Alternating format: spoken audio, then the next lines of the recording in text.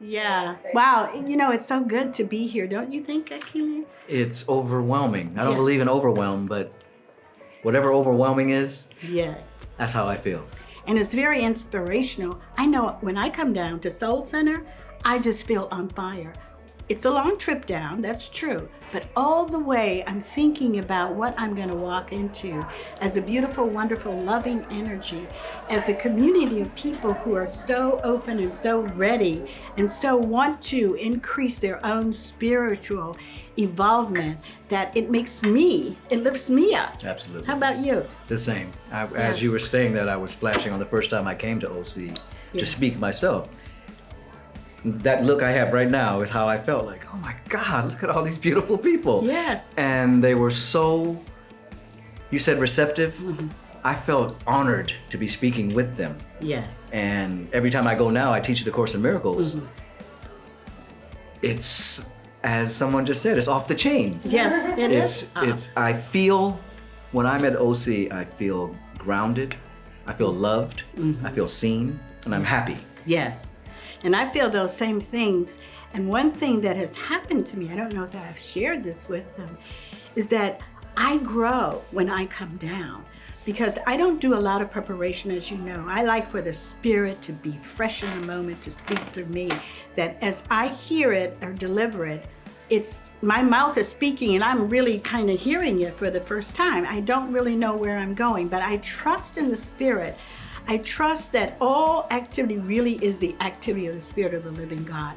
And so when I come to Soul Center, I know I'm being met by the Spirit of the living God. Yes. I'm being met by unconditional love, and I'm bringing that unconditional love. And the message that comes through me grows me, expands me, and makes me feel so uplifted that when I drive back, I can't settle down for a while. The energy is so high. Absolutely. You felt that too? Oh, absolutely. I was just sharing just a few moments ago with a couple of my colleagues that are on the Tuesday night Course in Miracles. Mm-hmm. And last night when I left, time collapsed. And I got home so very quickly, I couldn't believe I was home. Yeah. I had a chance to go to Whole Foods. I had a chance to do different things. Yes. Just because time collapsed. Mm-hmm. But the evening was I was spiritually fed. Yeah. I don't call myself a teacher, a facilitator of the Course in Miracles, but I am fed they have no idea how much I'm fed. Yeah. I tell them how sweet it is, but it's just a reflection and a good mirroring process. Yeah. That's what I see. Yeah. OC is a mirror of my heart. Yeah. That's what it feels I would agree. Yeah. A mirror of my heart, a mirror of my life. Yeah. And so many wonderful individuals whose eyes are wide open, whose hearts are so embracing of you that you can't help but be changed. Absolutely. And touched by it and feel that unconditional love. And we talk about agape love. I mean, it is so very manifest each time I come down and speak, or the time I did that workshop. And it was just wonderful. Just a love fest that was happening. Absolutely. And I'm part of it. If I could ask you both one more question. Besides prayer and meditation, what is your number one piece of advice to give people to get through tough moments? Besides prayer and meditation. Because those are obvious go-tos, right? That's number one and number two. And then after that, after prayer and meditation, what would be your... Oh, I know what it is. That absolutely has to happen. You have to activate, that is, put into practice, actively pursue these principles. So one of the first things I did in my life, and I share this, is when I understood the principle of harmony, and nothing is against you. It can't, because God doesn't work against, it doesn't contradict its own nature. I took that and I put that into practice. Mm-hmm. You know what I did? I had a conflict at work.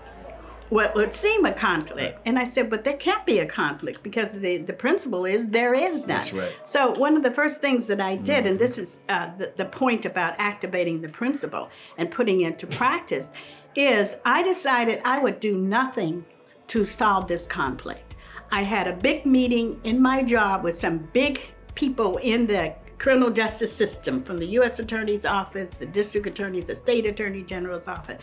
And then I had my mother, who was coming in town. On the same day, I had this huge meeting planned. And normally I would try to shift and take care of it myself and move things along. But I decided, no, the principle is there is no conflict ever. So I did nothing and I said nothing to anyone. I just put into practice gratitude to the divine that was working in the invisible and bringing everything into harmony, because that was my intention. So a month goes by now and we're coming up to the day of the actual meeting. I haven't done anything. Now normally I would feel like this and be a little shaky about it. Somebody's gonna be upset. And my mother's coming in town and she promised I would pick her up. The day before the meeting, my secretary comes in and she says, we just had a call from so-and-so chief.